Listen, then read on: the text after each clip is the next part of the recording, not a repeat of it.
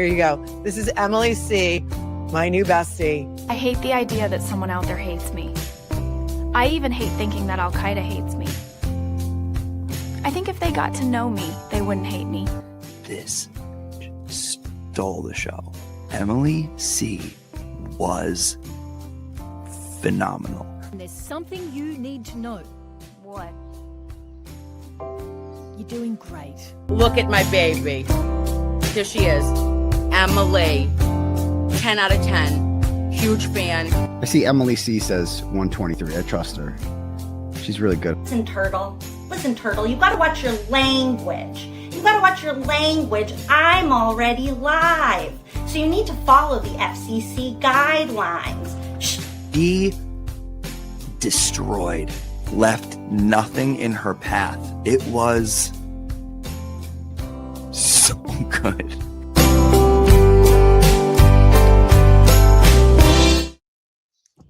Hello, everybody. I'm Emily C. You might know me as Carrie Roberts or Hank Brennan or Jennifer McCabe. But today I'm just me. And today is like the most exciting day because today I get to welcome Nurse Kim to our show for the first time. And before I bring her on so that I can just say all the wonderful things about her without her making me stop, I am so excited that Nurse Kim and I are finally getting the chance to connect in this way. We met briefly at the Wilbur, but that was like such a whirlwind. But she's somebody who, from the minute that I discovered this whole online world, immediately made me feel like I was in a comfortable, like safe, happy place anytime that I logged on to went over to her house. And she does such an amazing job of like modeling to all of us how to share your opinions in a way that is open-minded and based in fact. And I love the way she asks questions. I love the way that she like brings us into her learning, the way that she's vulnerable about the things that she doesn't know, and then shares her experience to help us learn along with her and to learn from her. So please join me in welcoming the beautiful, the wonderful Nurse Kim. Hello. Hello. You are an angel. I would have absolutely told you to never. I would have had to go baby mode. Okay? I can't. You are the best. I love everything about you. When I saw you at the Wilbur, I mean, I knew about you before, but the Wilbur was the moment. And of course, we didn't just have all that time because it was the show and there were so many moving parts. But I said. Got it going on. It is funny.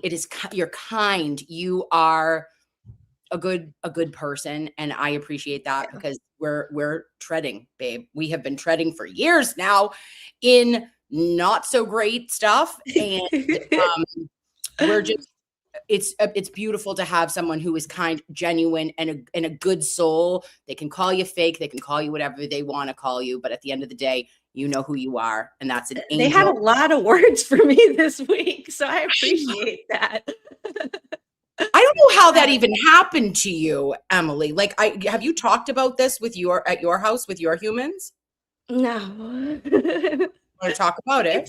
I really don't. Okay. I just maybe towards the end, but it's it is what it is. What I would like to talk about is that. Not only are we so lucky to have you here today, but we're lucky to have you on your birthday weekend. So please join me in what I can't.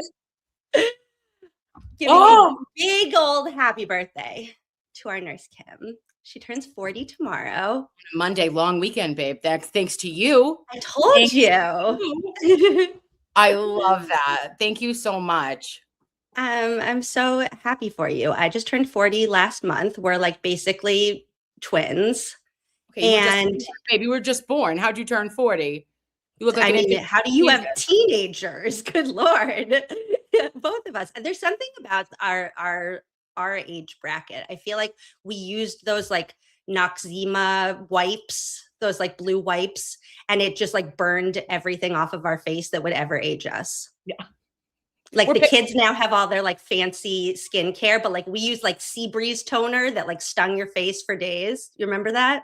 Absolutely. Absolutely. Are you kidding me? Anything clear as hell. I was zapping zits. I was tanning. I had a Playboy sticker on my hip. Like we were doing all the things, you know, like it was the early 2000s. That's wild to me. I can't believe. So are you a Capricorn? I'm a Sagittarius. You're a Sag. Olivia, my one of my teen daughters is also, she's December 11th and she is that queen. She's a little stubborn. It's a thing. Oh, I go. And she is so funny though. Like, and I think it's this next generation, which I'm like thrilled for. There is no follower in her. Like she is a leader to the nth degree, horrifying for me. But for the world, I'm embracing it. Go queen, do you. She love that. Is, she's stubborn, but she's also principled and sweet. And she like does the right thing, even when it's like nobody's looking. And she will sit with kids and like, she's always been, like gone to her own drum. And I love that. So my little Sag, you're my little Sag too. Do you guys look like, I picture just like a little mini you. She is. Yeah. So my oldest daughter has like brown curly hair. She looks like a Italian or she almost looks like a Dominican goddess at times. With like this beautiful curly brown hair, olive skin, brown eyes. I have brown eyes. Olivia is blonde, fair skin, and blue eyes. So yeah. Genetics are so interesting. Like how does that happen? Weird? It's so and 10 weird. months apart, right? Like 10 months apart, you saw them, like you could tell by their face structures that they're siblings, but you'd be like, oh, really? Are they close? Are they good friends? So they're getting back to that now, but it was so bad for like, I had like 3.5 years and I don't have any sisters. I only had a brother who's 6 years older than me. And he like showed his love by beating me up and making me drink weird concoctions from the fridge. Like he like mix all things together and be like, you have to drink this or I'm telling mom you broke something. My brother and I called that inventive cooking. Inventive cooking. Okay. So Tommy was inventive cooking. I never had a sister. I have these 10 months, like in 2010, I had one in February, one in December. And, like they were so close. They didn't even want to sleep. We had 4 bedrooms and it would be like, they didn't even want to sleep in different rooms till they were 8 and 9. So they were like thick as thieves. Then it was like 11 to 14 was horrifying. It was like they would look at each other and they were annoyed and they had like the same friends. And everything they did rubbed each other the wrong way. And now I think they're plotting, babe. Now they're back together. Me. Okay? They're turning on you. They're like, ooh.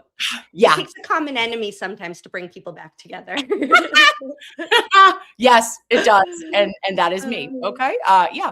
But that is that. So, but yeah, like they're turning the corner and I know that they deep down love each other so much. It is just like hormonal rage, tiny women things, you know? The kind of thing where it's like, I can say all this about you, but if somebody else ever said it, I'll like kill them. Yeah. Yeah. I get that. Yeah. That's adorable. I love that. Aww. How fun for you to like get to see them kind of like come into their own and like become little humans that like rule the world. I know, like that has been the best thing about parenting for me because like, it's just seeing who they are like as human beings. And I only want my girls to just be happy and healthy and do whatever in this world. Like it doesn't have to be, like, I think when we were growing up, it was like a formula, right? Like you had to go to college, you had to do this, you had to do that. And it's like, you know, one of my daughters is like, Mia, she'll be like, I want to like be a psychiatrist someday, she says to me. And then sometimes she's like, Mom, I'm starting my own business. And I'm like, Queen, no, like whatever it is, I'm not putting my expectations on you at all. Like am good for trades. Anybody, like any of my nephews, I'm like, hey, you want to go into trades? Like do it. You want to start your own business, be a little entrepreneur, because you don't have to do it. Like you don't have to be $200,000 in debt for, in my opinion. Sorry, I know this is getting a little off the rails, but yeah, you know, it's hard enough. And I feel like we're all struggling, like generally speaking, you know, we work and we do all these things. And it's just like, I just get nervous with, are they going to be able to buy houses? Are they going to be able to do this? And I just hope that, whatever they do, that it fulfills them first and foremost, and just as long as they're good people, I feel like it's been nothing but an honor to be their parent. I heard a quote once that I think it was, I want to say like Chris Rock or something said, like being rich isn't about having money, it's about having options. Woo. And that like always stuck with me, where it's like, you just want, all people really want in life is to feel like they're not pigeonholed into something, but that they feel like they have a choice. And so to know what the choices are then allows kids to like be able to make their own choices and to like make the choice that feels right for them.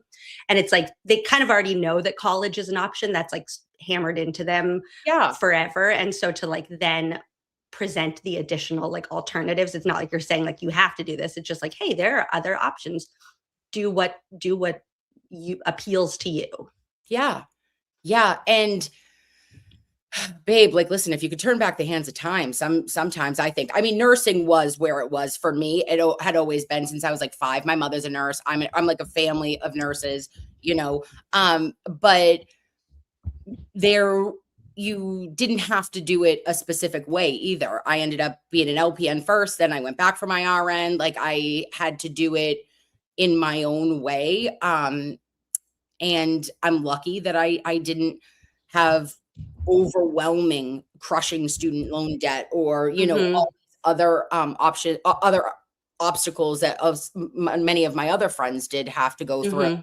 And it's just, you know, I just want to educate them, because nobody educated us, right? Like, also, I was not financially educated either. If that is something that, like, did you know that I took accounting at some point in college? And I was like, I don't even know. Like, I was like, really illiterate until I was in like my late 20s. So that was bad, you know? I feel like school sometimes, like we're learning things, but let's learn some life things, like more. Yeah, it's like stuff. When's the last time you used like SOHCAHTOA or whatever it was, sine, cosine, like whatever all that was? Like, couldn't we do like a credit score class instead? Yeah. Right? Like those are just the things that I'm like, oh my Lord.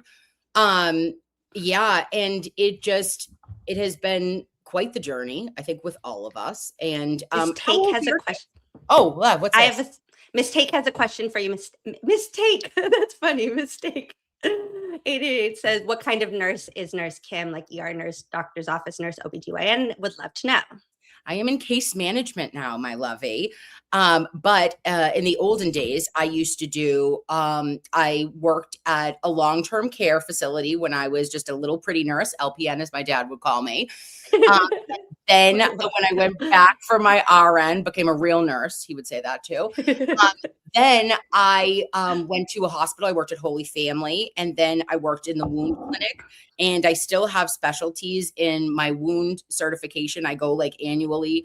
They ask me at Wild on Wounds. It's a WCEI. It's a program that is where I got my certification, and you can speak there. So that's great. I do like sometimes a conference if they ask me to go. And also I did mental health home care when the girl, like I did that for a decade, and I remember you talking about that. That's amazing. I still do like every other weekend, because I can't stop, won't stop. And like, I love my home health patients. And I think that is a very vulnerable population, not just mental health, but they're dual diagnoses patients. So you have like complications with either COPD or diabetes. And then on top of it, you do have mental health diagnoses. And most people, which is so interesting, Emily, they like don't have people in their lives, like family or people checking in on them. And for them allowing me to come in and be their person and like make sure that they're taking their medication, make their doctor's appointments, you know, give them a little guff when needed if you're not doing like you become their human. And it's kind of, I always felt very connected and very close to my home care patients. I just know you're so good at that. Like you like make it fun for like, oh no, the pills are still here. What are we gonna do about that? Like somebody else comes in and they're like, take your medicine, and you're like making it like a something fun for them. That's awesome. Yeah, like, I know Kim, and I'm like, do you? Okay. Yeah. Wound care, the idea of wound care terrified. Like when you said like you could be anything, it's like when I think about my path in life, like the one thing I could never have ever done is wound care. My students would get like a loose tooth and I was like, oh my God, my stomach. Like I can't even look.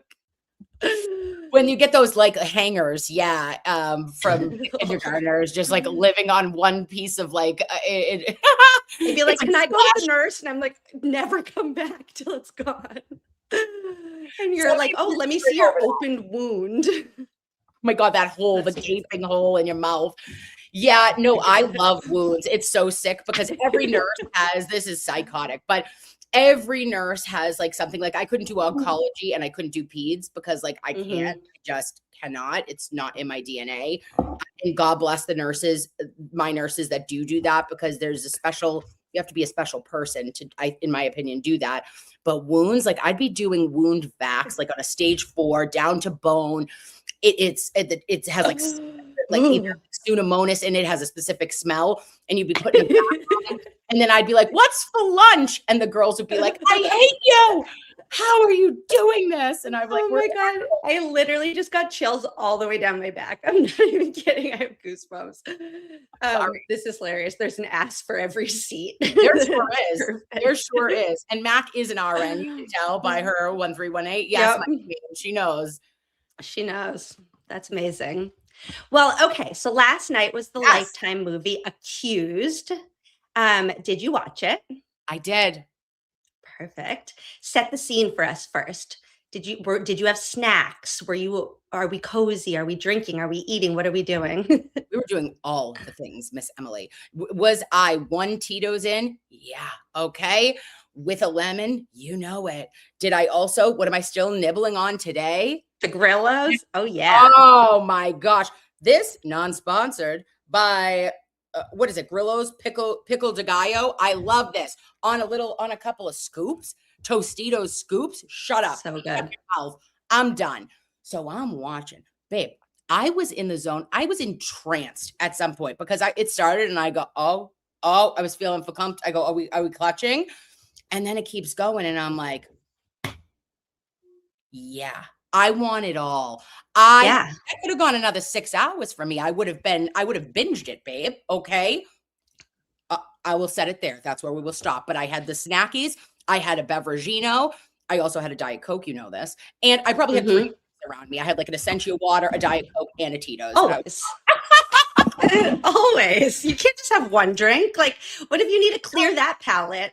Like, you can't just have one drink taste in your mouth at all times. Yeah, it's like, no, there needs to be multiple options. Is that ADHD brain? Is that where we get that from? Or is it like a mom brain? I'm not 100% sure, but I have multiple beverages, like, and that's normal to me. Yeah. Other people are like, this is very abnormal, Kim. And I'm like, yeah. Like when I was in school, my whole desk was like beverages lined up. The teacher would be like, you can have a drink. And I'm like, oh, don't mind if I do. I was like a full service bar. Oh, but I'm glad you said that because I felt like last night, some of the feedback that I was seeing that people didn't love the movie. And I was kind of like, you're not supposed to love it. Like it's a Lifetime movie. It's not like an Oscar winning biopic.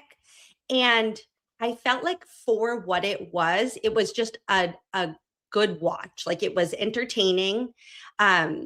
I felt like in general, they kind of stuck to the story enough that it didn't feel like they were taking like creative liberties, but it was also interesting. It kind of like gave me the thought that anytime I've ever watched anything that I didn't know as well as I know this, that I probably wasn't getting the real story. You know what I mean? Because like there were so many details that were missing and things like that, but it wasn't meant to be a documentary, so it kind of felt okay. But yeah, that was kind of my like overall general feeling about it. Was like, I'm glad that they made this. Listen, I have been a lifetime television for women connoisseur since the 90s, babe. Okay. Since I think I saw like Amy Fisher or some shit. I don't know. Pardon me, something like You can swear. Those were like my jam. Are you kidding me? I loved it. And so for me, I know what a lifetime movie is, babe. Okay. And the accents were off. The accents were so bad. One real masshole, not one in the world, right? That you could have. They couldn't even stick to one bad accent. Like Proctor's accent was like Scottish, South African, Boston for like one word. Like it was not great. Yeah, that was awkward as heck. It to me with the accents. I'm like, come on, guys, you can do better than that. But whatevs. But like overall, that's where I'm just saying is like that feeling like you're like, there's no way they couldn't have gotten for what this was. The second trial got 5 minutes at the end, babe. You know what I mean? Yeah. Like not even 5 minutes. They got closing arguments. And to snub Mr. Alessi and Liza Little, like to not even have them at all.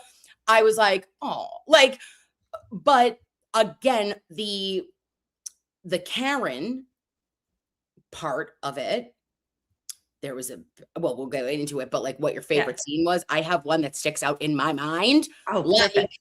10 out of 10. Perfect. And okay, so here's what I have for us today. It's on YouTube now, so I'm going to show clips because it's not. They want to be mad. I don't think that that's a thing. I think it's just when it's first airing or something. So I have clips and I have pictures here. We're going to start with this. I have some screenshots pulled up of some of the characters, and I just want to get your take on their look and what you thought of them. Oh, wait, also I'm going to change the background. I love it. It's not distracting. Yes, talk to us about the Karen cast. Yeah, I loved the casting on Karen. Now, listen, did I think I was going to like it when I initially saw the preview or the trailer? No, I was like, ew. I actually loved it. Okay. Yeah. I was like, I'm sorry. Are you actually channeling the spirit of Queen Karen Reed right now? Because like her ability, her facial features, there were certain scenes, her in the back of their cruiser that I was like, holy shit, that I would have thought if you put that in front of me really quickly, I would have thought it was Karen. So I thought this was a great casting, in my opinion. Oh, thank you, Maza, my guy. I love that. We love him.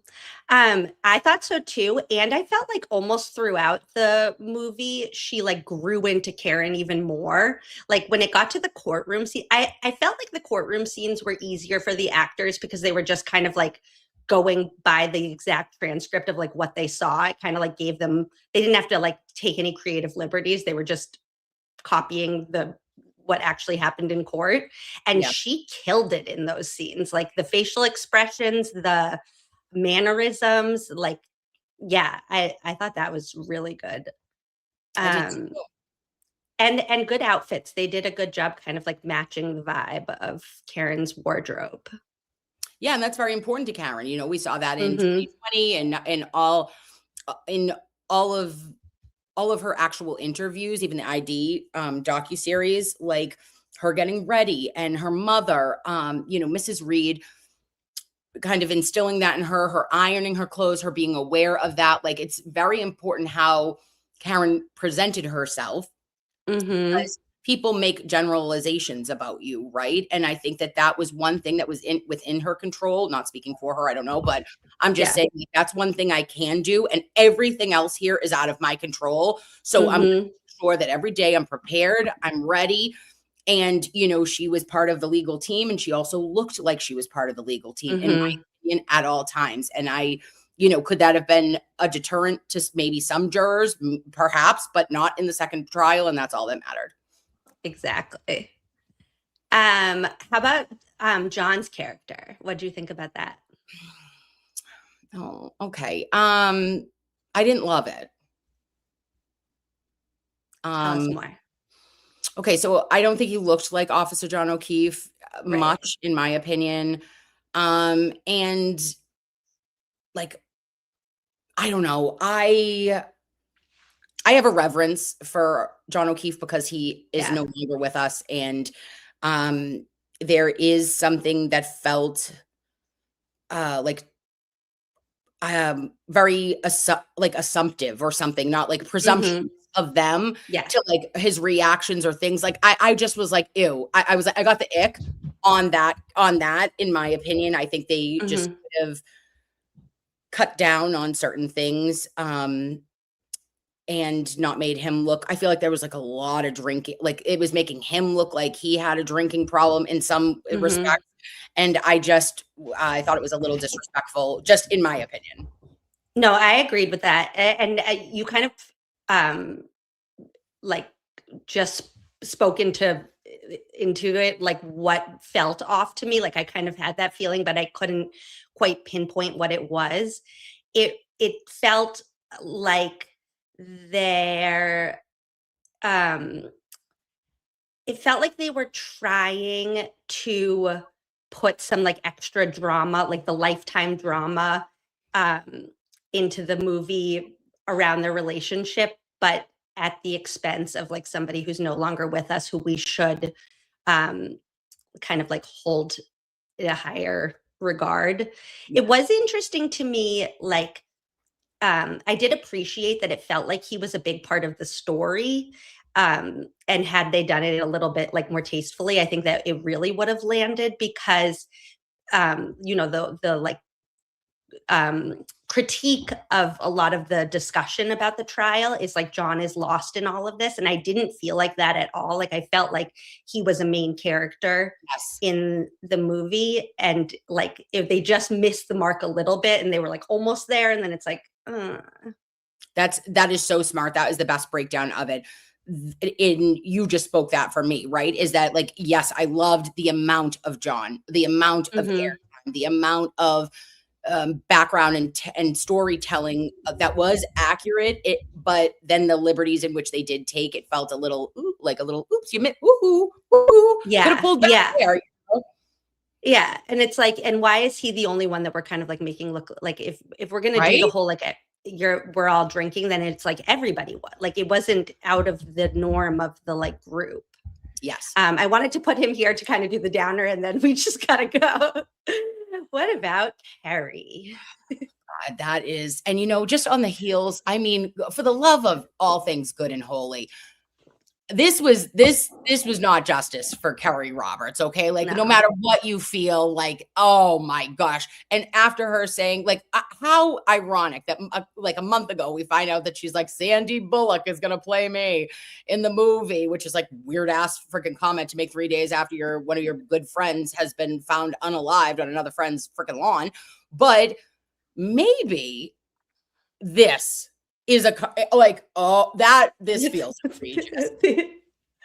Yeah, poor Carrie. Didn't love that for her. And then in juxtaposition to Jen McCabe's character. Just an infant. She was just born and she's an angel and like nice hair. Yeah. Wow. Good for you, Jen. Like a stunner. Look at Jen. Just looking lovely. Yeah, smoke show. This was her, this was her glow up. Remember Trial 2? Jimmy would say that she had her glow up, and I was like, she actually really did. But yeah, this was in absolute. Oh, am I here? Yes, you're here. I see you. No, you're here. Oh my gosh, I'm here? Yeah. Okay, good. I just got so nervous because you went away, and I didn't know if it was me or you. No, you're here. Am I okay, here? I'm here. No, but I thought she was so that's good. Okay, perfect. Yeah. Did you love her? Oh! The wig. It was so good.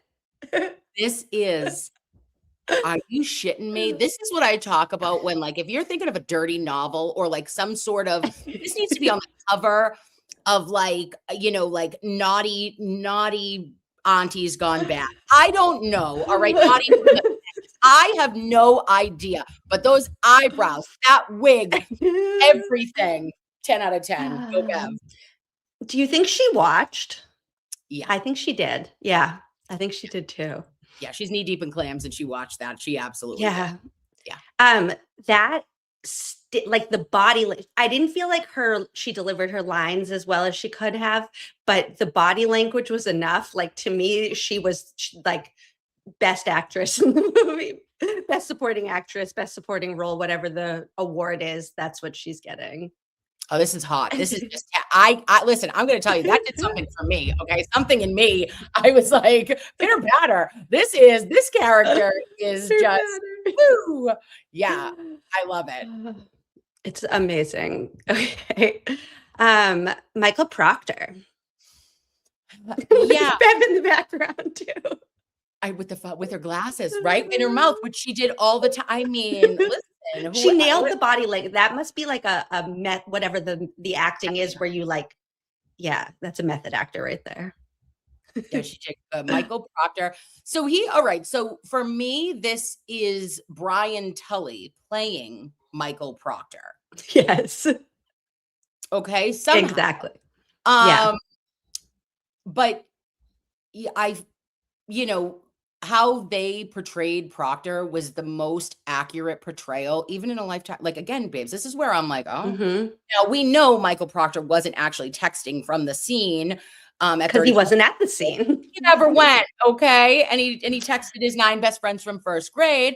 That was at 10 o'clock at night. So he wasn't just sitting outside the cruiser saying Karen has, whatever. She got no ass or whatever. But, and she no ass bitch. Yeah, I know. But it did show, right, that like there was very consequential text messages, language, dehumanization of Karen Reed done by Mass State Police and on a national platform. I felt like it was very, very well thought out, not his acting or his lines, but everything that they put in factually felt right for me, Proctor adjacent.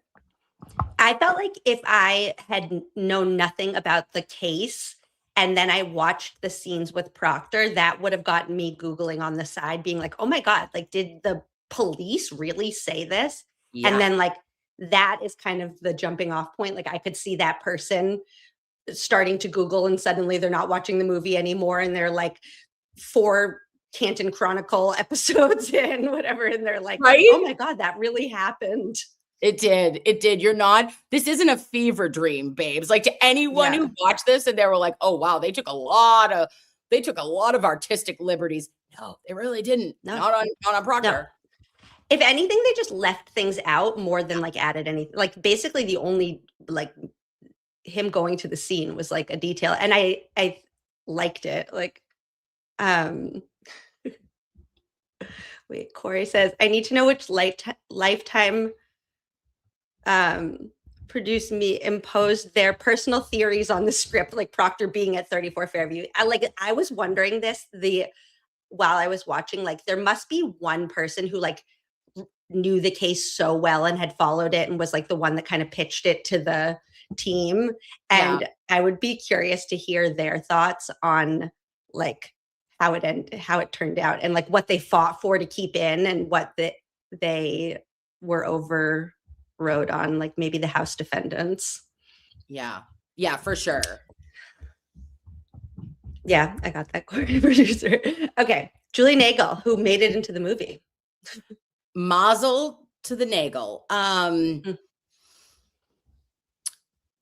thought that was a kindness to Julie Nagel. This portrayed Julie in a more favorable light than I recall. And that's, what I'll say about that. What did you think about her? They took the words right out of my mouth. And it was that's another one where it's like, that was an interesting detail. Like of all the things to add in or take out, like the black blob made it in. Yeah. And did that, Yeah, that's weird. Listen, again, just as somebody, we're so knee deep in it, guys. Like, we know everything. And I guess that is necessary for the prosecution, right? Like, it was a very, like, because she was the only one. We had Lucky, who counters this, and also it says there was nothing. But Julie was the one who said that she did believe she saw something. However, she never turned around. She never said to anybody, "Go back. I just thought I saw a black blob." On Nobody. the bright white snow. Like, Mm, it is like daylight when it's snowing like that. I yeah, want somebody to give her a piece of paper and a marker and be like, draw the black blob. Like, what was it? yeah. I want to see it. I want to see it, Julie. Okay. Yeah. This is Chris Albert. He's a happy little guy. He's having the time of his life. This feels like a crime. This feels criminal. I will say, look at that beanie, okay, which I have seen him in previously. I will say that there are multiple pictures of Chris Albert in a beanie. Maybe he will stop wearing them from now on. Yeah, he was the life of the party. Clearly living his dreams. Just a family man, yep, just so fun. Fisherman Chris. Guys, stop it. That is so funny. Yeah, A lot of the outfit. No, go ahead. No, I had no idea. I had to like look back afterwards. Some of these people were really difficult to like pinpoint. Who was this? Like, I'm like, who is this? Right. But yeah, yep, that's our Chris Albert. I felt like they have a closet in like the Lifetime production studio that's like Boston clothes. And they were just like, okay, go in the Boston clothes and pick out what you want to wear. And it's, like it's Levi's. Yeah. It's a pair of Levi's, it's a beanie, and it's a gray hoodie or a sweater that zips up like this one. That's Boston clothes. Yep. They're like Towny Boston. Okay, go in that closet over there. Oh, so true. Okay, here we go. Turtle Boy.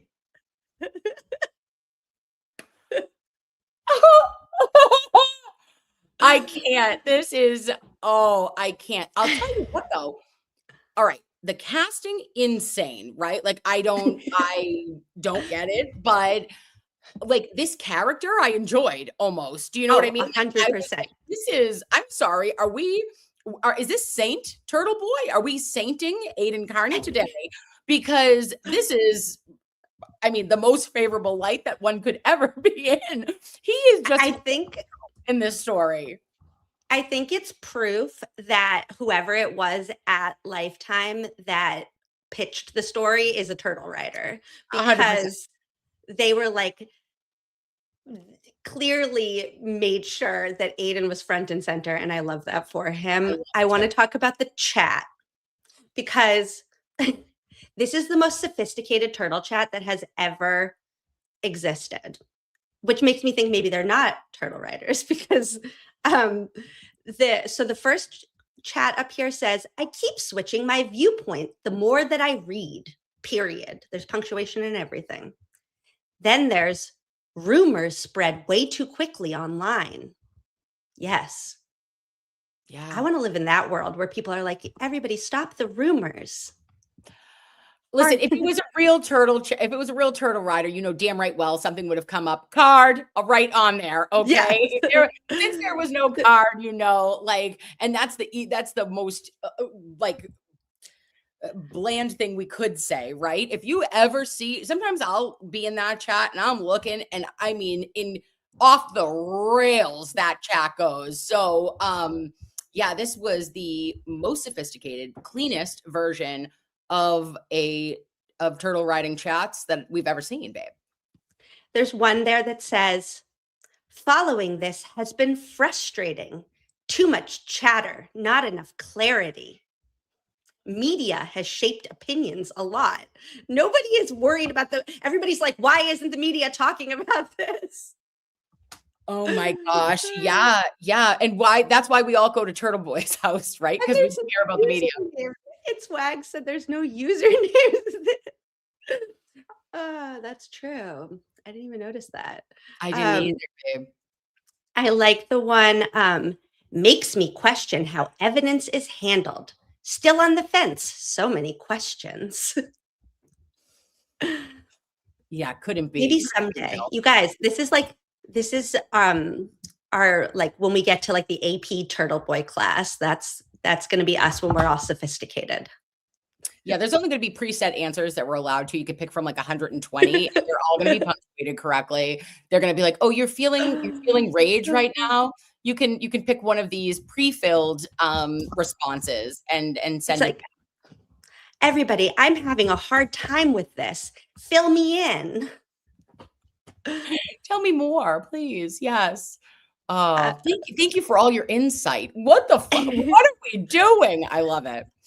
I appreciate your difference of opinion and perspective. Instead, I need to pull this up from yesterday's turtle chat. Instead, we get this. If I add it in here, is it going to show up? Let's find out. Hold, please. KY Heather wrote drama-free turtle chat. The chat with the chip. We're like 11 steps away from actually having that type of turtle chat. Oh my God. Because that's not even no drama. That's like challenging each other. No, wait, hold on. I got to take this down for a second and then put it back up and see if this works.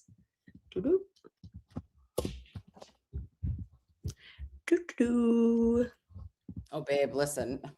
Take your time. You know I can't work a computer to save my soul. You always make me feel so much better about anything when I'm like, oh yeah, if Kim can't do it right now, neither can I, and it's fine. Oh, why isn't this working? I guess I could do it this way. Hold on. Share screen. It'll get there. It'll find its way. Maybe it won't, but we're going to do our darndest. Okay, here we go.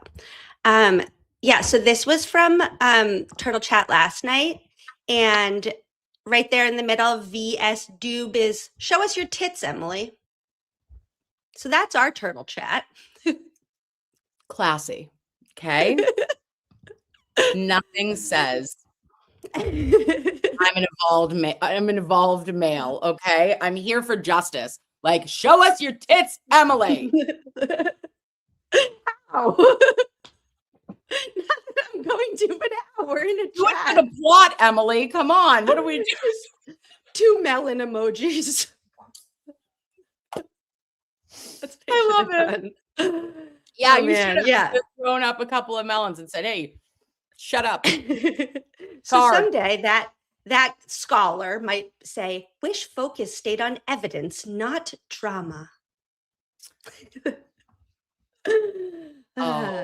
Evidence, not drama. Wow. Oh.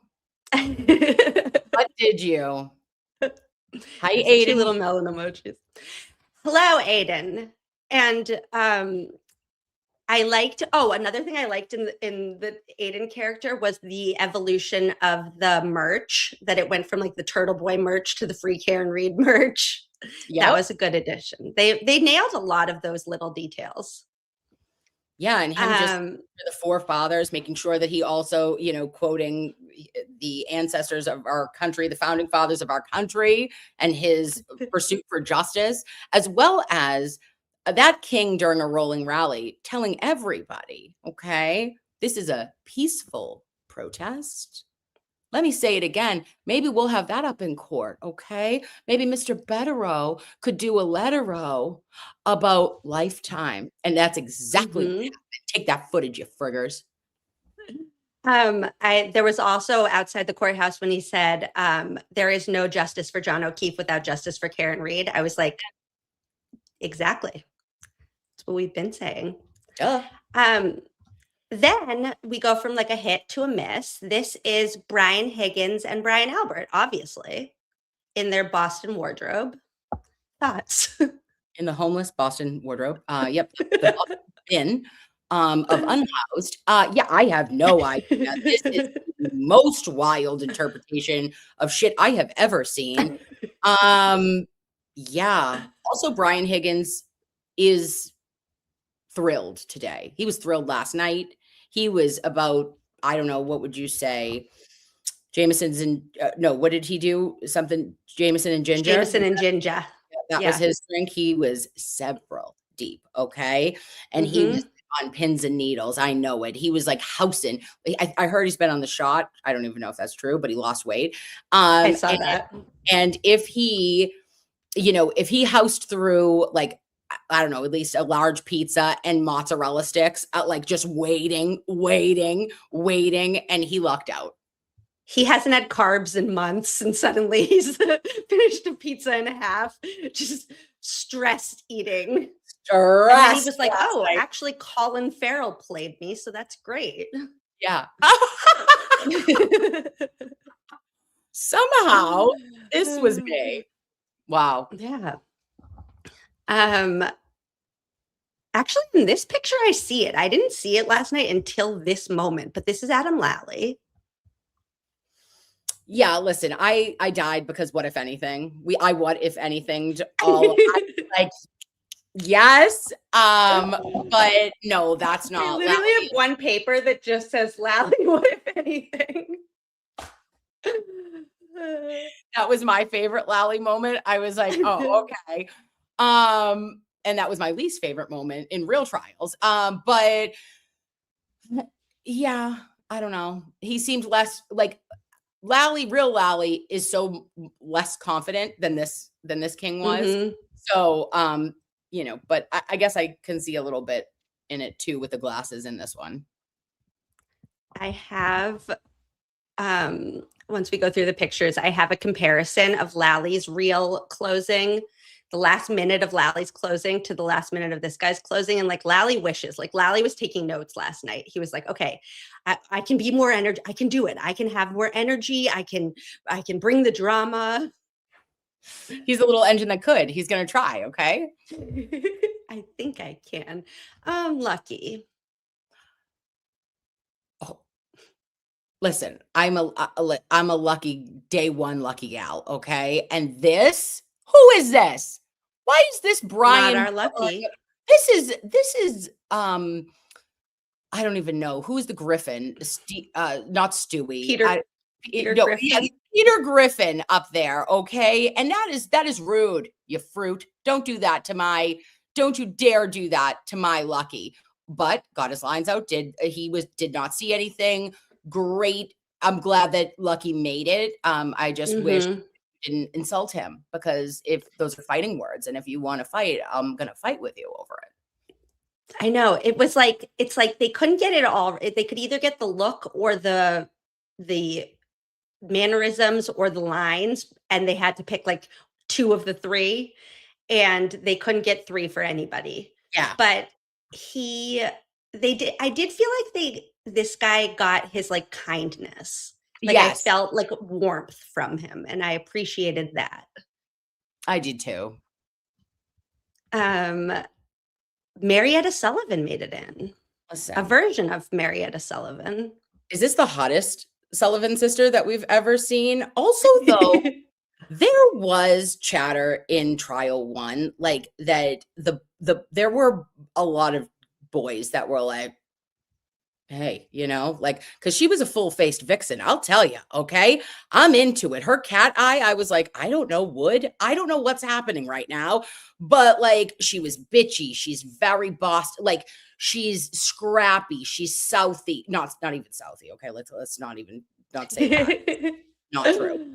But she was like a Pollyanna, like a princess, like she like gorgeous. This girl is beautiful, okay? And this was very favorable for Marietta Sullivan, in my opinion. This actress is having a great day today. Yeah. I just know she woke up this morning and was like, the reviews were great. They loved me. Obsessed. Duh. Yeah. Look at me. And she's like, hi, it's just me. She's like, go screw yourself.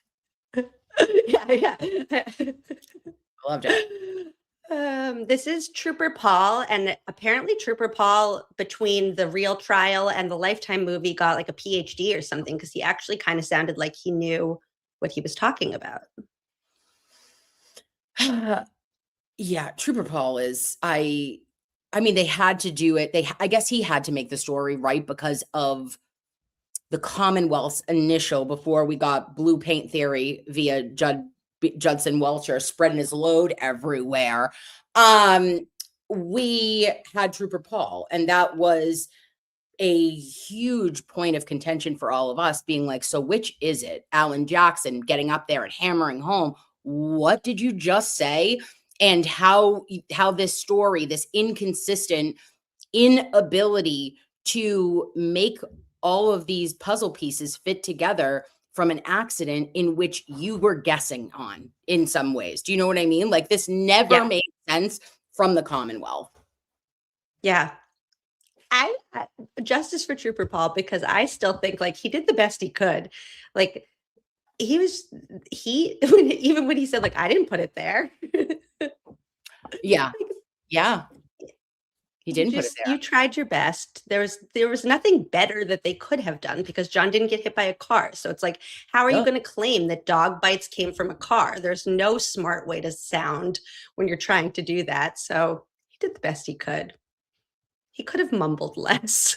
He could have mumbled less. It just did. Okay, I think that was all the pictures. Now, I want to watch. Okay, wait. Let's do it. I want to watch Lally's real closing and then their closing, and then I want to hear your favorite. So let me do this. Okay, so here's Adam Lally's real closing from the last minute. And everybody, like, get cozy, get like a sleepy time tea, because you might need it. Why isn't it letting me share a tab? God damn. Because it's the devil, Emily. Okay. Have you not? Like, I feel like whoever invented StreamYard wanted to torture us a little bit, because there's no other explanation for how hard this is for no apparent reason. Oh, you know what? I'm going to do it this way. Nope, I'm not. There it is. I'm sorry, guys. I'm such a snacky bitch right now. I just have to. I'm like obsessed. I have this. I'm going to eat it. I can't help myself. You never need to apologize. Make yourself at home. 1 minute, Mr. Lally. Wrap it up. Okay. Yes, sir. So this is the last minute. Bev has now given Lally a warning. You have 1 minute. Wrap it up. Duh. Now you're going to see in a second, he's going to flip through about 14 pages that he still had left to say.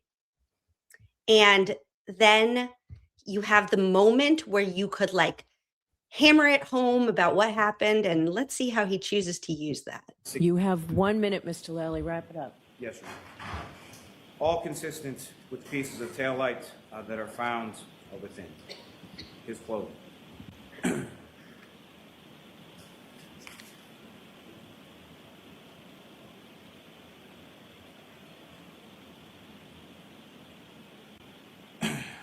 Ms. Gilman, if I could. 605, this is what this vehicle looks like backing up at that speed for approximately that distance.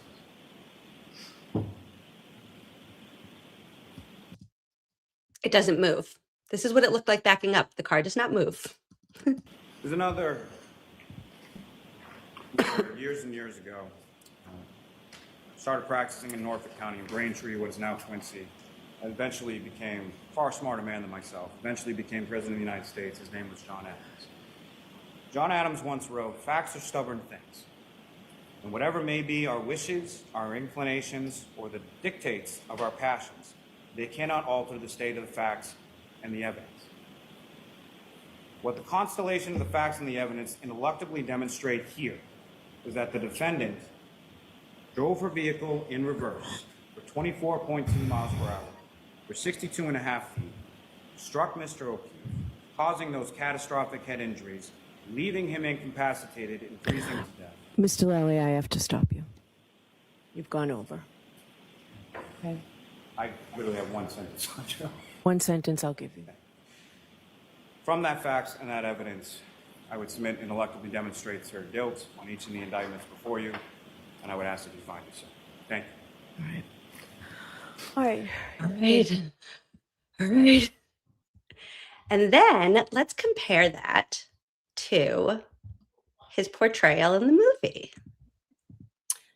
You know that's her favorite president, right? Bev's. Is it? Yeah. Is that a thing? Yeah. She said it in pre-trial. Like, we were like, what? Why? Why would that have he's such a suck up. He's such a suck up. Teacher's pet? Oh.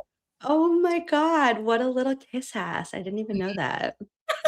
I love learning like new things because I feel like now we just like know so much that anytime I learn a new fact, I'm like, yay. Okay. There's probably a cuter way I could have done this, but here we go.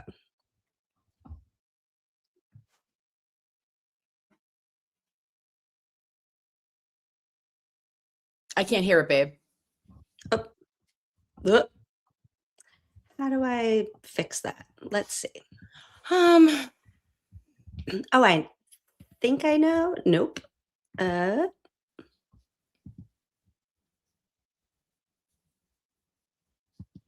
do I do that? I have no idea, baby. What if I play it from YouTube? Will that work? Let's find out. Tell us a story. Somebody asked what you were eating again. Tell us more about Grillo's pickles while we do. I'm sorry. Sorry, babes, non-sponsored, but you know what you're going to need?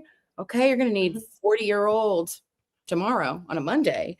Grillo's pickles, pickle de gallo. I like the mild. Chill out, eat a pickle. Listen to me. There's 0 calories in this. I swear to God. There's 5 calories. Okay. You're not even, it tastes so good. I don't know why. And then you put it with what, babe? Your favorite Tostitos scoops. Okay. This is what we do. We're scooping. We're swooping and scooping. We are that bitch. And, you know, I bet you Bev would have loved this. Okay. Go get it at your local Market Basket. Does anywhere else carry this besides Market Basket? Yeah, they have Whole Foods. Do you know they're local? Grillo's is local. No. Mm-hmm. They're Okay, headquartered in like Westwood. I want to say like, yeah. Can we call them? They're my neighbors. Oh, they're Norfolk County. This is why we're here. Norfolk County pickles. This is why I am Norfolk County pickling for lifetime. Okay. We should get a 1 minute, sponsor. Mr. Nope, that's not right.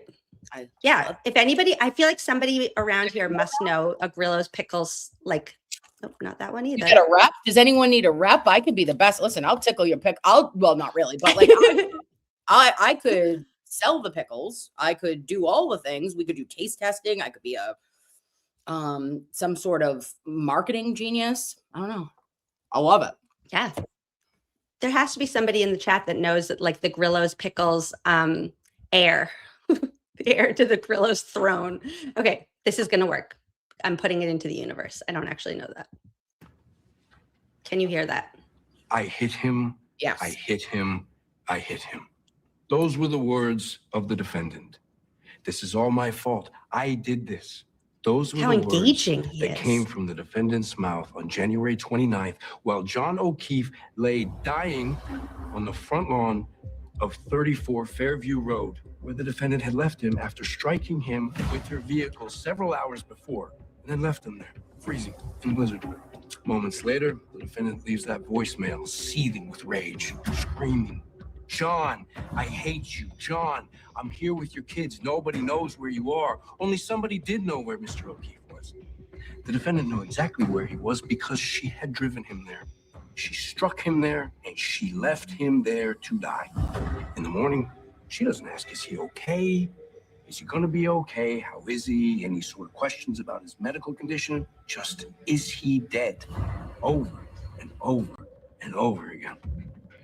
Facts are stubborn things, and whatever may be our wishes, our inclinations, or the dictates of our passions, they cannot alter the state of the facts and of the evidence. And what the facts and the evidence demonstrate here is that the defendant drove her car in reverse, struck Mr. O'Keefe, causing those catastrophic brain injuries, leaving him incapacitated and freezing to death. The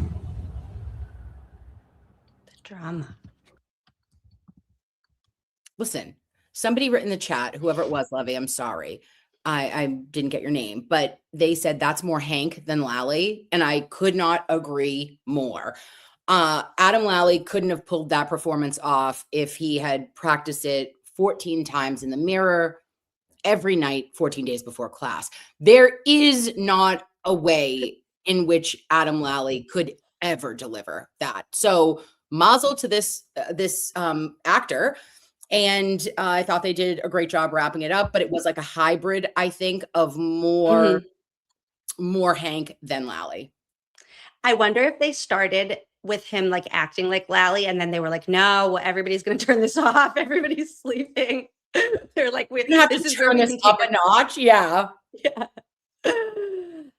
Okay. What's your favorite scene? Okay. So it's not like, okay. So, all right. So it's the scene in the kitchen. I can't help it. Where Peg says, when Karen asked, I didn't know everyone was going to be here. Everyone wasn't there, but it is a powerful scene. And for me, I was like, whoop, whoop, hair up on my arms. That Paul says he looked beat up. And Peg says, I think he looked like he got hit by a car. And I'm going to tell you right the F now. That is exactly what happened. I know it did. Karen said it. Me and Cully talked about it before Karen even said it in that ID, in that docuseries. And can you imagine? I have always said this. Everyone wants to talk shit and say Karen was acting so weird. You go to that house and a mother of your boyfriend who just passed away and you were just sectioned. You literally were having a mentee B, dropping your basket yourself. You get out, you get to the house because you wanted to see those kids. It was about the kids. And the second, Paul is still in good Paul mode right now. Weird again at the, like that, I always thought was very awkward. Good for them to put it in, where he blew the kiss to her. But that scene changed everything, I think, for how Karen perceived where it was going from there. And them putting it in was top tier on Lifetime's part. Totally. I'm going to play that in a second, but I felt like also it was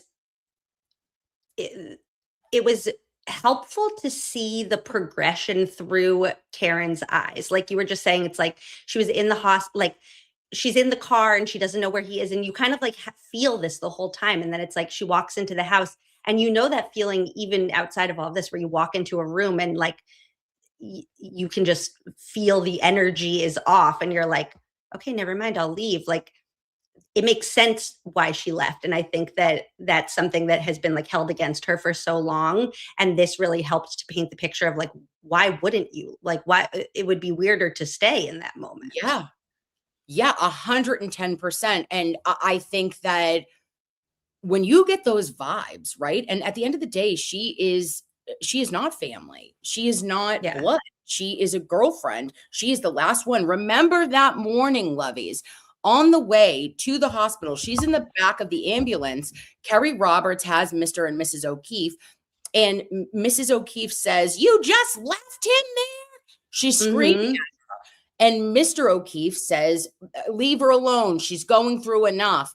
These are the moments that she is taking in all of this additional information on top of the fact that you just lost your boyfriend, someone you love, exponentially. You weren't having the best time with each other, but like this is you're processing it in real time. Karen is only human. No one would know. Had she been greeted in a different way, had there not been an accusatory tone, God only knows how this could have unfurled for the rest of the investigation, for how the McCabe's and Alberts coordinated and kind of zeroed in on the O'Keefe family, in my opinion, of how they were rallying the troops. Karen also there was a restraining order. She wasn't allowed to go to Officer O'Keefe's funeral. Like these are things that matter, Right. You say she's cold or she's a bitch or whatever, like, oh, I would have never acted that way. You didn't know the circumstances, and you would never know how you would respond unless you were in that situation. And I pick up on vibes. I'm a huge vibe rock. So if I felt that energy being that way, I would have been like, oh no, get me out of here. And if those were the vibes and she stayed and she kind of like imposed herself, then there would be the like the other side of the coin with the same critique of her, where it's like, it was clear that we didn't want her there, but she stayed because she tried to shape the narrative, or she tried to tell us like what we should think. It's like she was not in a position where she could win. There was no winning. Like there was no right choice for her to make, I don't think. And I felt like that was helpful to see too, because I think when I first started learning the facts of the case, I was like, why didn't Karen like say like what happened to him or something? And this kind of made it clear. It's like her head is all over the place. Like she's probably not even having coherent thoughts at that point. It's like there's too much to even try to process to then be able to be like, wait, so like what's happening? Yeah, absolutely. And I think that's on her too, like, right, is saying like, well, they're going to help me. Like, you know, like we'll figure out, but like, I remember like, and then even in the beginning and the end of the movie, right, we hear that one soundbite of, I remember everything. And I said, could I have hit him? Did I hit him? And that's where everything really snowballed, right, from that allegation. Sorry. Also, when you hear it out loud, like when in the movie, when she said it to her dad, when they're sitting there, it was like, she didn't say it like it made it clear to me how like made up that line was, how much they're just putting that on. Like nobody is like, did I hit him? Could I have hit him? Like that's not how people talk. Right. Yeah. I liked the detail of Johnny's garage cam, like good labeling. Okay, let's watch that.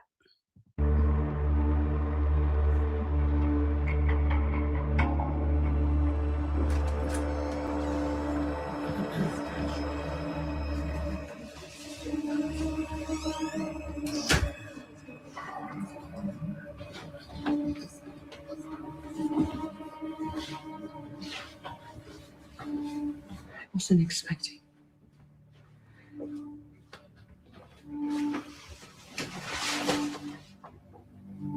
I'm so sorry.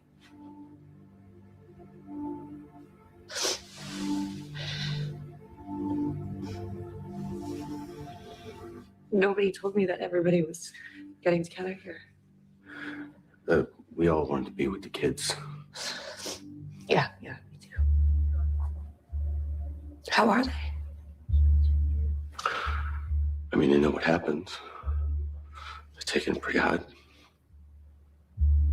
Where are they? Upstairs. You saw him?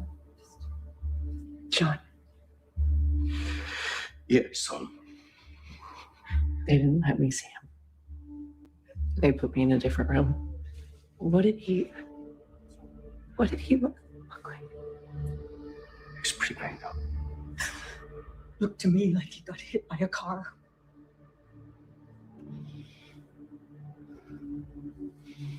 And I'm out. Scene, right? I mean, powerful. And like, yeah, I can see it. Amy Adams asked, so at what point did Paul turn on Karen? It was right after she left, right? So it was like that moment, then she leaves. Probably not, but it's on YouTube. Somebody put it on YouTube and it's still up. So yes, I can. Well, if you're playing, you can play somebody else playing it and they can't say that, like, so that person can get copyright strike, but you can't, right? Because you're playing their stuff. Whatevs, you know, like we'll find out. Guys, don't tell anybody. Yeah, so it was that she left and then he said because she left and because she took her car. It's like, well, she's not going to walk. Yeah. I like, Now it's this is actually a blizzard. insane, right? Yeah, like there was, I don't know, there were so many jumps to conclusions here by families, by Michael Proctor the most, and there was never an investigation done into the death of Officer John O'Keefe, and that's why we still are searching for justice for him. Yeah. And that's something I come back to too when like these friends online are upset with me. I'm not even at this point, the investigation was so bad, like nothing is going to, unless there's like evidence hiding that it's like a smoking gun kind of thing. I think it would be very hard for them to take somebody else to trial. And that's not even like what I'm advocating for anymore at this point. It's about the police and like the accountability, looking into, yeah, like making sure that they don't get away with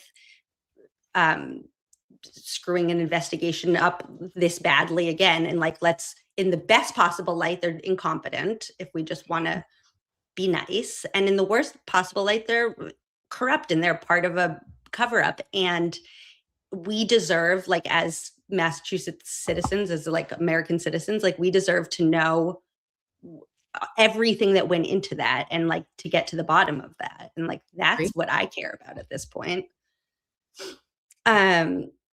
Because like you want to know that if there's an emergency, if you need to be able to count on the police, that you can count on them. Yeah. I had timestamps and everything on these slides that doesn't play the sound. Oh, wait, hold on. I have it written down somewhere.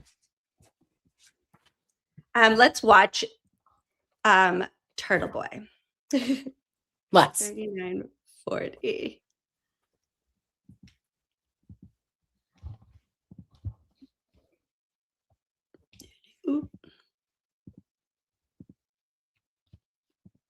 Get rid of plastic bags out of supermarkets and no more straws. Everything is, we're all gonna die. Anyway, that's my take. For those of you just joining or here for the first time, I'm your fearless host, Turtle Boy. Let's take a call. Hey, Steve from Southie, what's on your mind? Hey, man. You been following this Karen Reed case? Sounds like something right up your alley. Yeah, a woman who hit her cop boyfriend with her car? Yeah, what's your take on that? Well, it sucks, huh? You know, I mean, you got this woman who's got it all together and, she just got drunk one night and appears to have not even known that she backed this guy over. I'm sure she didn't mean to kill him, and I'm sure it's eating her up inside. Well, seems like a story you should cover. I mean, it's sad, yeah, but I don't know if there's a story there. You know, I'm a back the blue guy, so I don't really have a strong opinion on it. It's a tragedy. Yeah, it's a real tragedy for her. She's out on bail now, but they're charging her with murder. Murder? Hold on a second.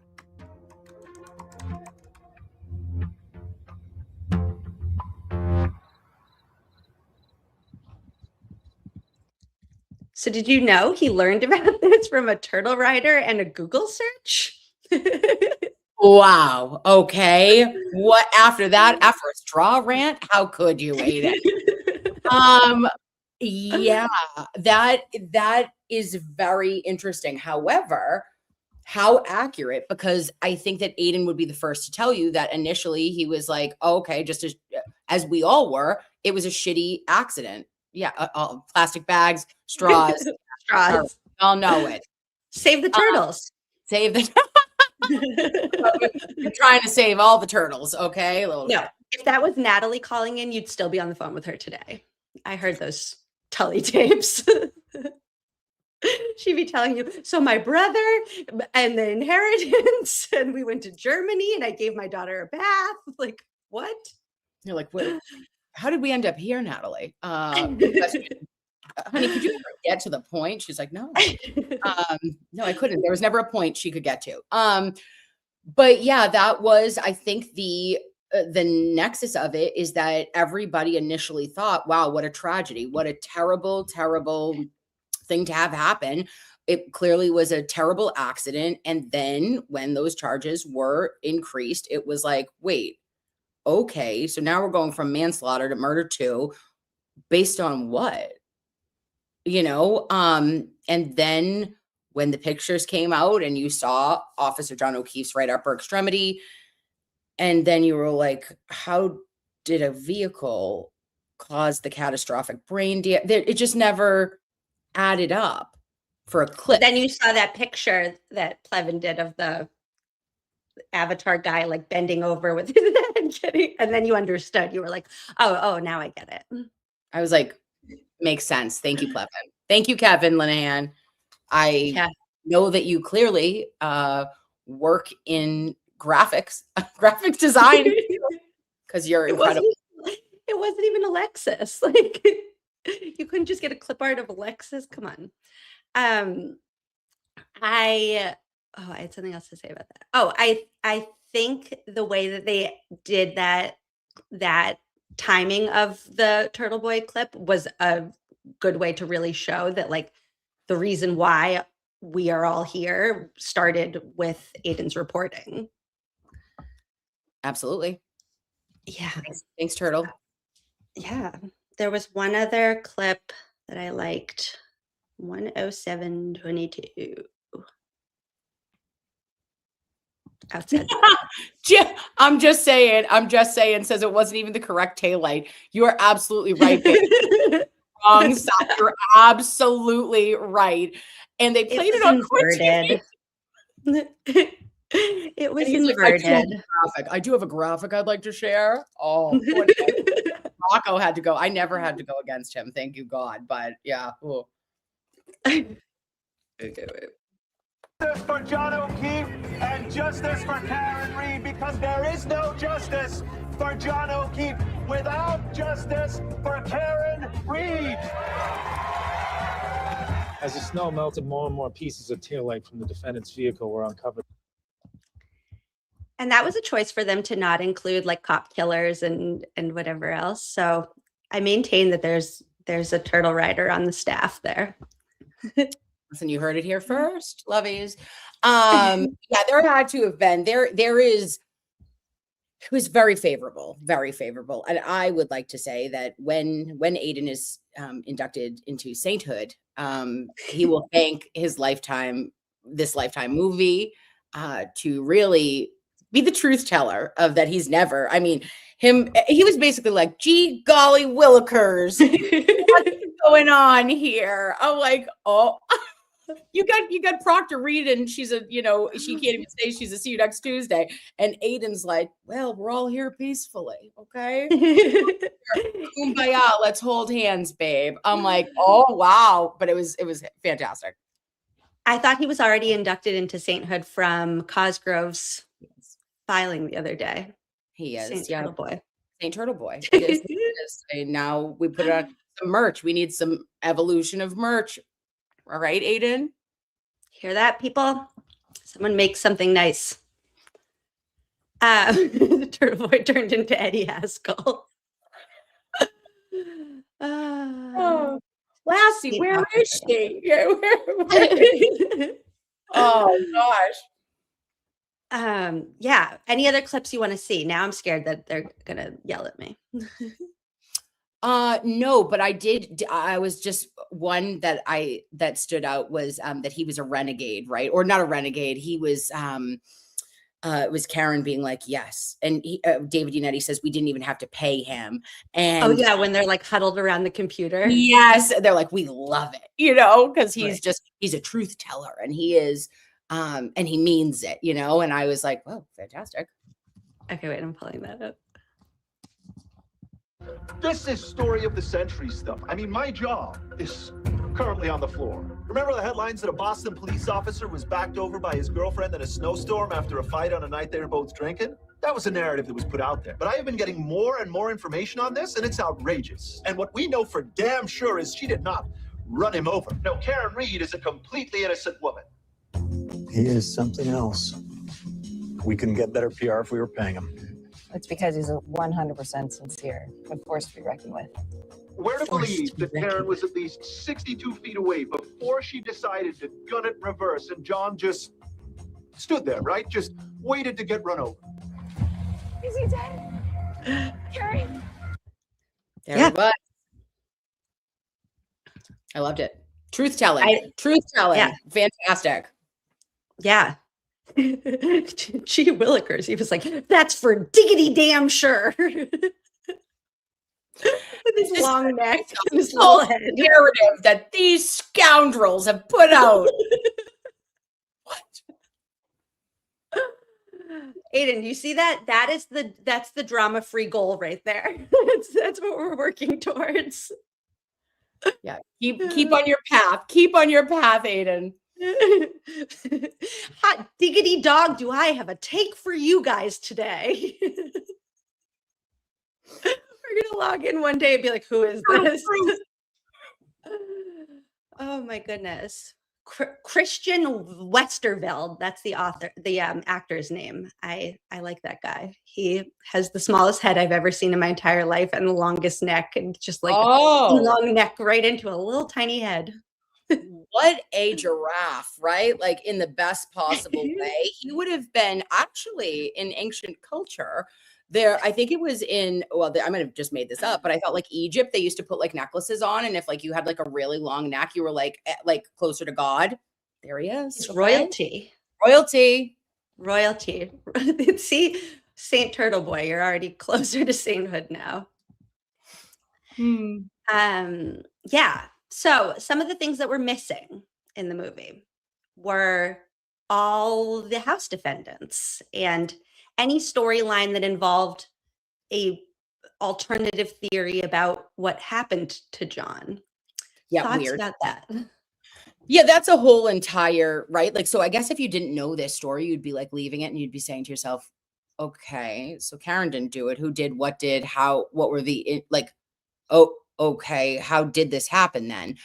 I think that it does make sense probably for Lifetime to not want to go down, like, you're not going to say anything third party culprit. You're never going to say, because that has not been established. There is ongoing legal suits in civil cases. So that probably didn't make sense, but there should have been some other theory. Chloe, you gotta throw something here, like, okay, what else could have then?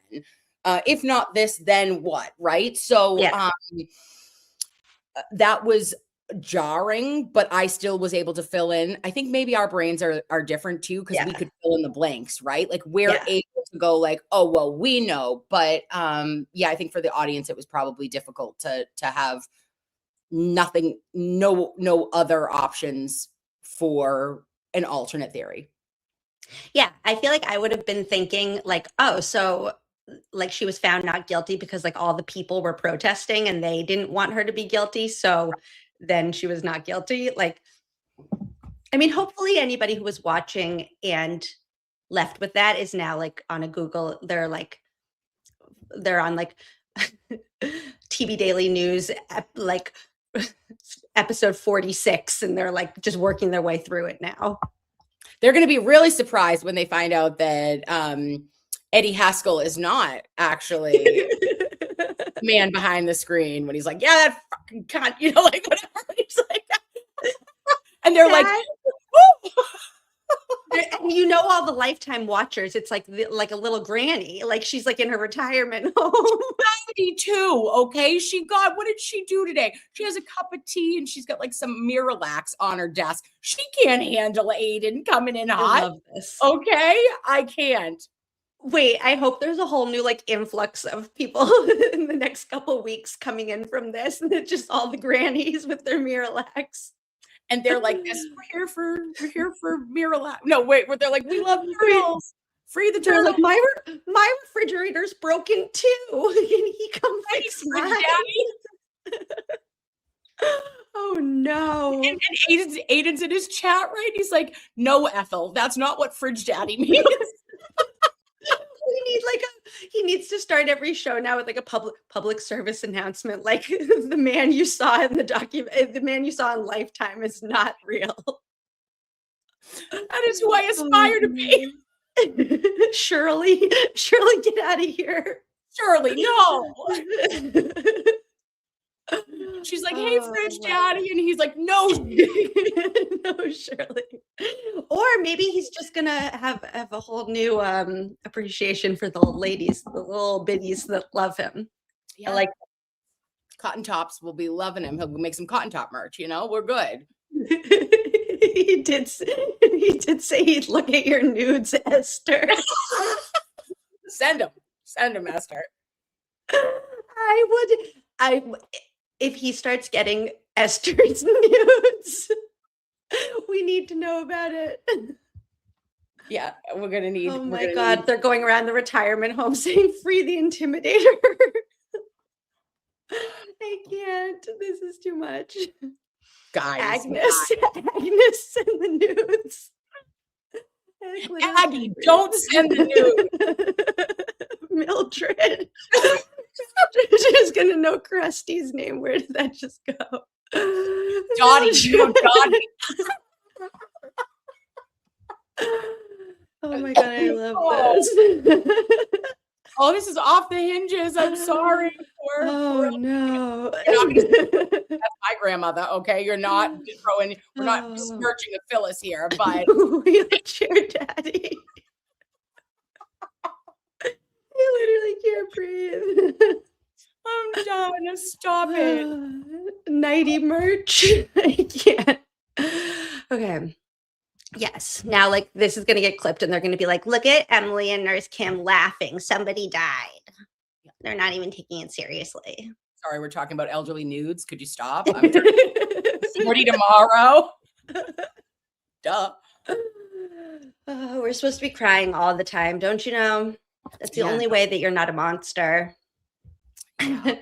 Yeah, or the worst, or the most. You're a monster somehow. Okay, you're like Monsters Inc. Okay, you're the best. You're Mike Woodhouse, monster babe. Okay, you are the most lovable, cutest ever. I am the most vile person on the entire internet, and this is the feedback for Nurse Kim. Yeah. The entire internet that's ever existed, the whole www World Wide Web, the worst one of all is this Nurse Kim right here. You guys are seeing it live and in color. I said, stop being a dramatic gay. What are you, Jimmy? What are you doing right now? How am I'm the most vile on the entire internet? Come on. I mean, I got that I was the biggest monster in the entire Free Karen Read movement. So, guys, yeah. Well, sorry that. I'm putting a door up, okay? And I'm going to be Boo, okay? If this is what Monsters Inc. If you're a monster, I'm a monster. That will be my this year's Halloween costume. I love it. That's very funny, Emily. We should do that. Oh, that was good. Respirator daddy. Oh, wheelchair daddy. All of it. You know what I mean? Cane daddy. Like I could go Tempur-Pedic bed, clap on, clap off daddy. Like, you know, there are so many. I feel like those had their moment in like the 90s. And then what happened? Because I would like that all the time. And I'm frustrated that didn't become a thing. The clap on? The clapper? Yeah. Like, why is that not just like in every house now? I think it is. It's probably annoying. Alexa is probably like the clapper now. We just say, Alexa, turn this on. I don't have one. I don't think you're supposed to say that though, because then you're going to like mess up everybody else's houses. I don't have anything. I don't have any of the fancy stuff, technology. Well, I don't either, but I know that they exist, right? You know, I couldn't. I'd be locked out of my. Find no way. I couldn't find my way out of. Like, I'd be like, okay, I'm at the. Your house would turn on you. You'd be like, I'm stuck in the shower. It won't open the door. Nothing will turn off. I'm locked in here. Oh, it would be like my worst stream and all of it, like, and every nightmare combined for me. I'd be like, this is the worst. You'd be like, Mia, am I real? Am I here? Let me know. Where am I? I'm blacked out. Oh my God. They'd be like, calm down, Mom. You're the most vile person on the internet. Shut up. You're the most ever on the internet that ever existed. Oh my goodness. You disappear into your house like you do in the background of your screen. Absolutely, babes. I'd be never heard from again. Do you understand? It would be Unsolved Mysteries Home Edition.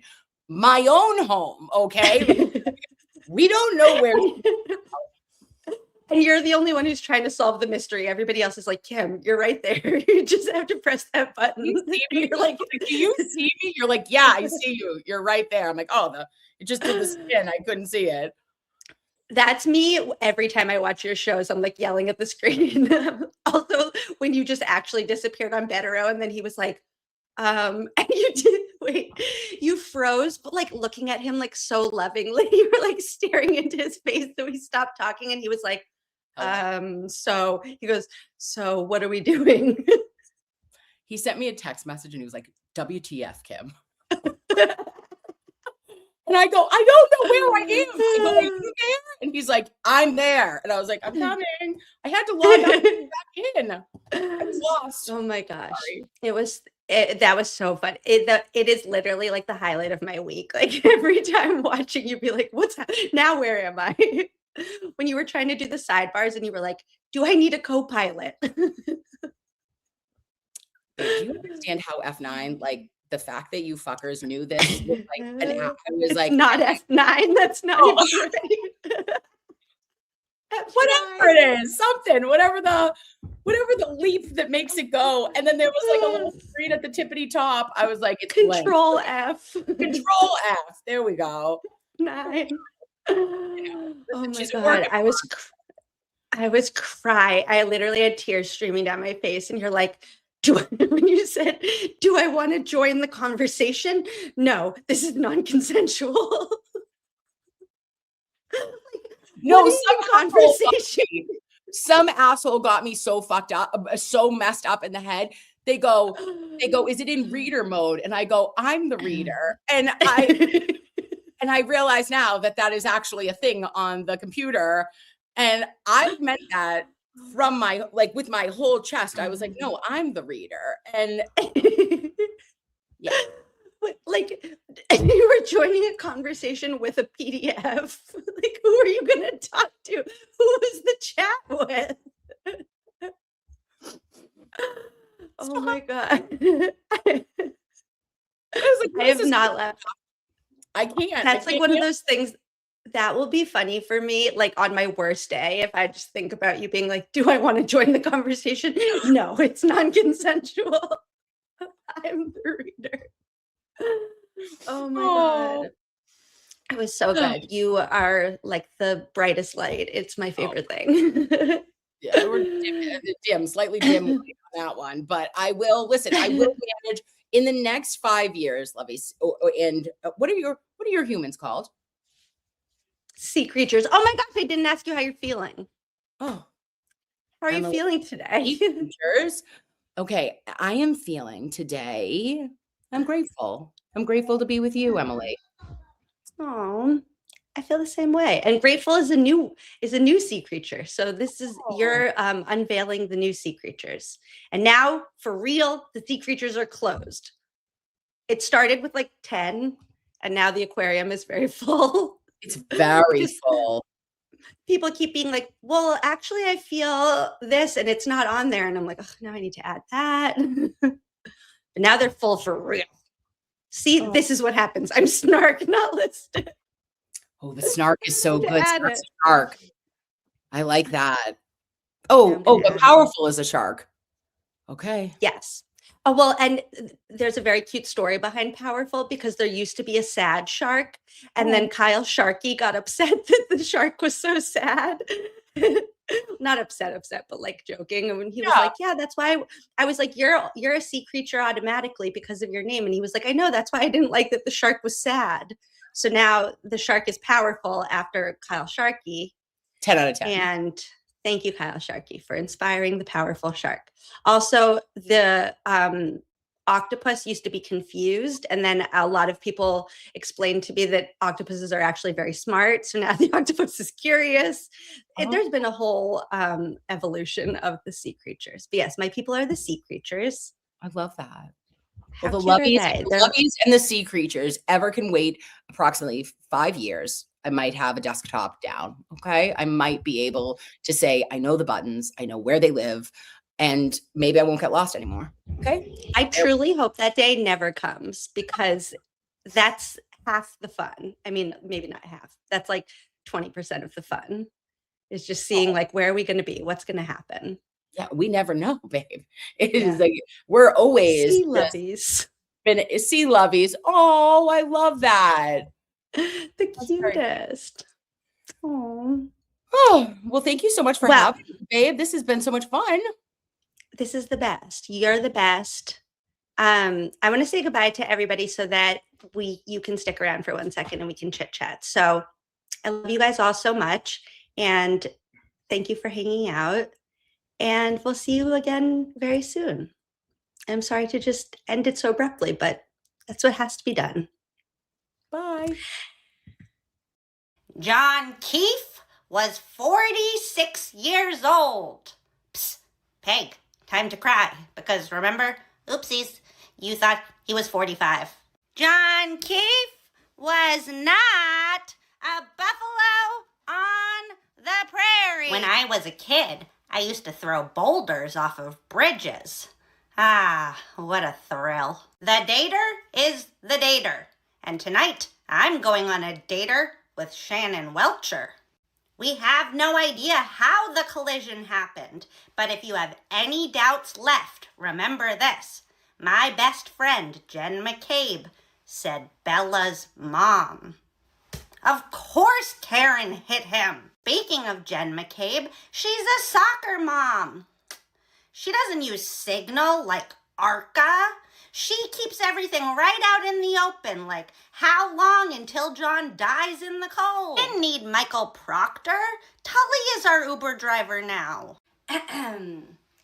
As the trial ends, we remember Barrows lied not, Kelly Dever.